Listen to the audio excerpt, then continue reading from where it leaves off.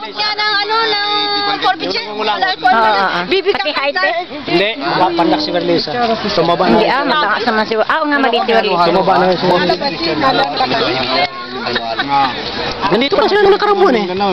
Saan tumulay? Iba-ibang lahi ah. Nandito pa silang aning no? Bakit nakadual kami? Nagtaka ako. ko yun. Pero manipis sila. Isa lang, wala eh. Sabi-sabi sa'yo, wala. Magnanerit na. Bakit ang dami yung association? Nasanay ka na. Nakaahit ka rin. Ang dami yung association. Andiyan pa kamo sa lahat. Pagod bago ako manganak. Talaga naman. Sabihin mo. Ayan, si John ha. Tragic na yan. Kadami. Abot ka. Sa hospital? Hindi. Bago sa bahay. Bago ako. Bakit si John bakit hindi sa hospital? Gagawin naman nurse. Hindi na siya na. Pinapaahit ko na sa kanya. Bakit? Para feel din niyang tinitignan. Hindi na siyang ano.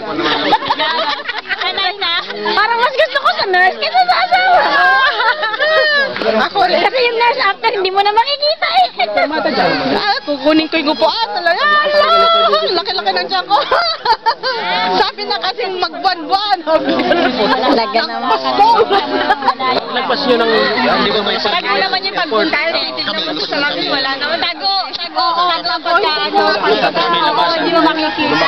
Pandesal eh. Oo, may pandesal. Lalo na pagkaano. Sa atin. Sa umaga no? Tatawag eh.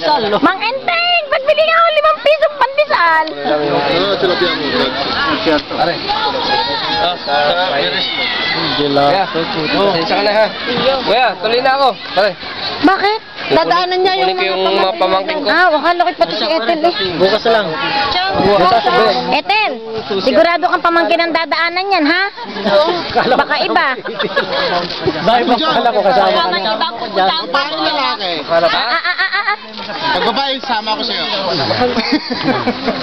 Ada alokad mo daw rin talbo. Mangmag na, mangmag na. Ha? Mangmag na. Ang kulto magbakay Jimitro, nakasabay ko. Marami siya ni Batikton. Masa na si Ramel? Makasabay ako. Nagpaalam na ba iyon? Ay, ayan pa ang bag. Aywan po ko na. Kuha sa... Yan, reduction.